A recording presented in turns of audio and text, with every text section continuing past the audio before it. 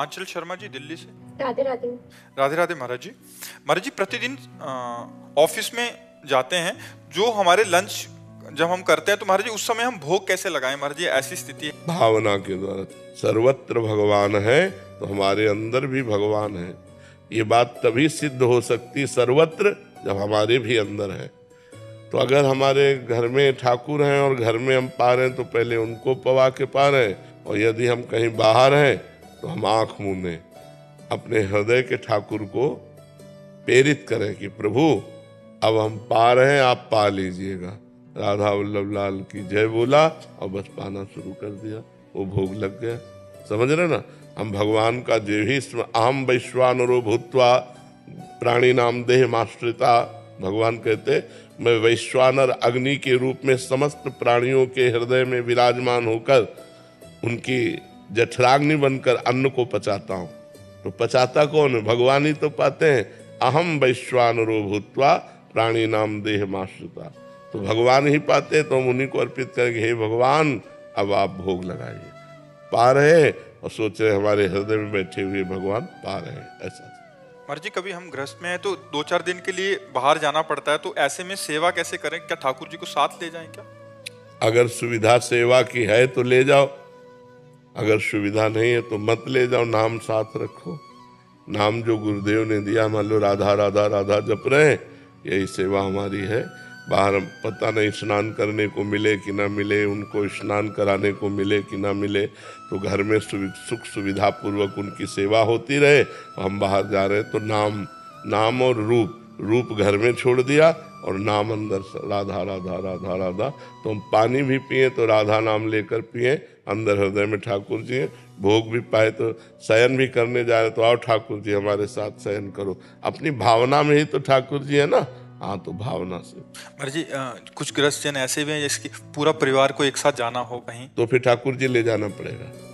ठाकुर जी का रूप जो श्री विग्रह जिनके घरों में विराजमान है, एक आदमी तो सेवा में चाहिए। अगर ऐसा है कि आप कहीं रिश्ते नातेदारी में पूरा परिवार जा रहे तो फिर ठाकुर जी को ले जाना पड़ेगा। उनको फिर मूर्ति मान के घर में बंद कर दिया फिर आकर सेवा की तो लाभ नहीं मिलेगा। उनको वैसे ही मानो कि हमें जैसे भूख लगती है ऐसे ठाकुर जी को भूख लगती है, हमें जैसे प्यास लगती है ऐसे ठाकुर जी को प्यास लगती है। तो हम समय से उनको भोग लगावें, समय से जल पिलावें, समय से शयन करावें, समय से उनको उठावें। तो अगर हम पूरा परिवार जा रहे हैं तो हमारे परिवार में ठाकुर जी भी हैं, हम उनको साथ लेकर जाएंगे। जी। मनप्रीत जी, पंजाब से। राधे राधे से। राधे राधे महाराज जी। महाराज जी, बचपन से गुरु नानक देव जी में मेरे इष्ट रहे हैं महाराज जी, और उनकी कृपा से उनसे प्रेम है। पर अब ऐसा हो रहा है कि जब मैं सोमनाथ जी जाती हूँ तो शिव जी प्यारे लगते हैं, जब मैं वृंदावन आती हूँ तो श्री जी से प्रेम हो जाता है। लगता है मेरा प्रेम ही सच्चा नहीं अब है। हाँ, अभी प्रेम नहीं हुआ। प्रेम जब हो जाएगा तो फिर एक जगह होता है। प्रेम गली अति सांकरी, तामे दो न समाए, उसमें दो वृत्तियां नहीं होती। गुरु नानक साहब वही हैं, सोमनाथ जी वही हैं, बिहारी जी भी वही हैं, पर एक जगह प्रीति करो, एक जगह की उपासना करो तो लक्ष्य प्राप्त हो जाएगा। जहाँ के गए वहाँ के हो गए तो ऐसा नहीं। फिर ये अभी प्रीति नहीं, साधारण भक्ति तो ठीक है, लेकिन प्रेम शब्द को आप वहाँ प्रयोग मत कीजिए। प्रेम शब्द तो ये होता है कि मेरी आंखें उसी रात फूट जाए यदि स्वप्न में भी, हे इष्ट देव मैं आपके सिवा किसी और को देखूं, और मेरे दिल की धड़कन उसी दिन बंद हो जाए जिस दिन आपके नाम के सिवा किसी और की याद करूं। तो प्रीति अभी न लाज तीन लोकन की, न वेद को कहो करे, न शंख भूत प्रेत की, न देव जच्छते डरे, सुने न कान और की, दृश्य न और इच्छा। जहाँ हमारी प्रीति हो गई वही हमारे लिए सर्वोपरि है। हम दूसरी तरफ आंख उठा के नहीं देख सकते। हमारे हरिवंश महाप्रभु कहते हैं, रसना कटो जो अन रटो, निरखी अन फुटो नयन, श्रवण फुटो जो अन सुनो श्री राधा जसवैन। यदि लाडली के सिवा और नेत्र कुछ देखें तो फूट जाए, अगर लाडली के सिवा कान कुछ और सुने तो फूट जाए, यदि राधा किशोरी के सिवा हमारी जबान कुछ बोले तो कट जाए। ये प्रीति है। प्रीति में बहुत नहीं होते, प्रीति में जमाना नहीं होता। फैले सो जमाना, समिटे सो आशिक, एक में मन को लगा दिया वो प्रीति होती है। सा वै मनः कृष्ण पदारविंदयो। अपने आराध्य देव के चरणों में मन लग गया, उसे प्रीति कहते हैं। हाँ, साधारण भक्ति मान सकते हैं, लेकिन प्रीति नहीं। अनुज जी। श्री हरिवंश गुरुदेव बोलो। श्री हरिवंश महाराज जी। महाराज जी, अगर किसी जानवर के आखिरी वक्त में राधा नाम कीर्तन चरणामृत लाडली लाल जी, तो उसका भी कल्याण हो जाएगा। और हमारा आपको सुकृत मिलेगा, आपको पुण्य लाभ मिलेगा और उसका कल्याण हो जाएगा। क्योंकि अंतिम समय भगवान का चरणामृत और नामामृत जिसके भी कान में चला गया उसका कल्याण हो जाएगा और उसका फल आपको मिलेगा पुण्य। कि अंतिम समय आपको भी कोई सुनाएगा नाम, अंतिम समय आपको भी चरणामृत भगवान का मिलेगा, जिससे आपका मंगल हो जाएगा। आराधना शर्मा जी दिल्ली से। श्री हरिवंश महाराज जी। महाराज जी, एक बार आपने बताया थी कि धाम आने वाला और धाम आने में सहयोग करने वाला समान फल के अधिकारी हैं। तो महाराज जी, जो हमें घर में ही भगवत मार्ग पर चलने के लिए सहयोग करते हैं, उनको भी कुछ फल मिलता है?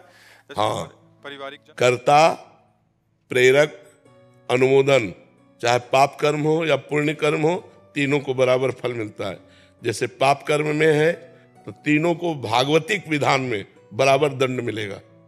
ऐसे ही आप बैठे क्या रहते हो, कभी वृंदावन परिक्रमा करने चले जाओ, ठीक है, अवश्य जाऊंगा। कहाँ जा रहे हो? वृंदावन। अरे अहो भाग्य, आप तो वृंदावन जा रहे हो, धन्यवाद आपको कि आप वृंदावन, आपके तो भाई बड़े भाग्य, मेरा तो दुर्भाग्य, मैं जा ही नहीं पा रहा हूँ। और आप आए तो आपको जो परिक्रमा का फल मिलेगा वही बीच में जिसने धन्यवाद दिया उसको मिलेगा, और जिसने आपको प्रेरणा की उसको मिलेगा। शास्त्रीय सिद्धांत ऐसा है जी। पूरन चंद जी, हिमाचल। राधे राधे। महाराज जी, आपको सुनना शुरू किया, उससे पहले कहीं और सुनता था, कहीं और, तब गंदे विचार बहुत कम परिवर्तन हुए थे। बट आपको सुनना शुरू किया तो बहुत अंदर से सारे विकार जाते रहे। ज़्यादा ज्ञान बढ़ता जा रहा है आपकी सत्संग उपदेश से। क्या ये सब भगवान की ही रचा हुआ होता है? जैसे कि खास सत्संग संत के उपदेश को सुनकर उद्धार होता है जैसे किसी का, तो ये भगवान का रचा हुआ होता है या खुद से ही, मतलब कृपा हुई इन पे कि आपका सत्संग सुनने? हाँ, बिनु हरि कृपा मिले नहीं संता। पर परिवर्तन तभी होता, जबान से परिवर्तन नहीं होता। यदि हम खुद गंदे हैं और तुम्हें अच्छे का उपदेश करें तो कभी परिवर्तन नहीं होगा। जो हमारे अंदर है वही तुम्हारे अंदर प्रभाव डालेगा। अगर हमारे अंदर नहीं, हम केवल प्रवचन करें तो प्रभाव नहीं पड़ेगा, मनोरंजन पड़ेगा, तालियां मले पीट के चले जाओ। जब हम सच्चाई से चलेंगे, जब हम जो अपने आचरणों को सुधार रहे हैं, हम जो भगवान से प्रीति कर रहे हैं, अब बोलेंगे तो प्रभाव तुम्हारे दिमाग में बैठ जाएगा और तुम्हारा परिवर्तन कर देगा। तो भगवान जब द्रवित होते हैं तो वो अपने जनों का संग देते हैं। जब द्रवहि दीन दयालु राघो तो साधु संगति पाइए।